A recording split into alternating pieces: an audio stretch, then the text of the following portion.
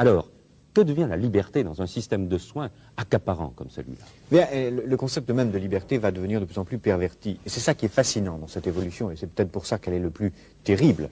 C'est qu'elle va récupérer tous les concepts, y compris celui de liberté. Je dirais même y compris les idées d'Illich dont vous parliez tout à l'heure. Parce que qu'est-ce que c'est cette société de machines qui nous apprend à nous surveiller nous-mêmes? C'est une société qui dit, soyez libres, débarrassez-vous du médecin, soignez-vous vous-même, sortez de l'hôpital, ce que dit Illich. Et autrement dit, elle va, sous prétexte de liberté, sous prétexte d'autonomie, créer les conditions de l'aliénation la plus formidable, qui est en quelque sorte l'aliénation par soi-même, volontaire, à une norme imposée de l'extérieur.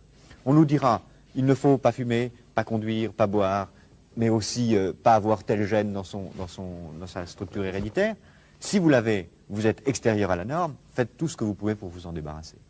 Et autrement dit, on fera que ce qui est la forme absolue de la dictature, que chacun d'entre nous ait librement, entre guillemets, envie d'être conforme à la norme. Que chacun d'entre nous ait librement, entre guillemets, envie de se comporter comme un esclave. Et ce qui est la forme absolue de la dictature, puisqu'on fera que chacun d'entre nous aura envie d'imiter un modèle, une copie, une sorte d'idéal standardisé qu'on nous imposera de l'extérieur. Et ce qui est fascinant, c'est que c'est à travers la médecine, à travers le bien et le mal, à travers le rapport à la mort, que cette nouvelle forme de société totalitaire est en train de s'installer.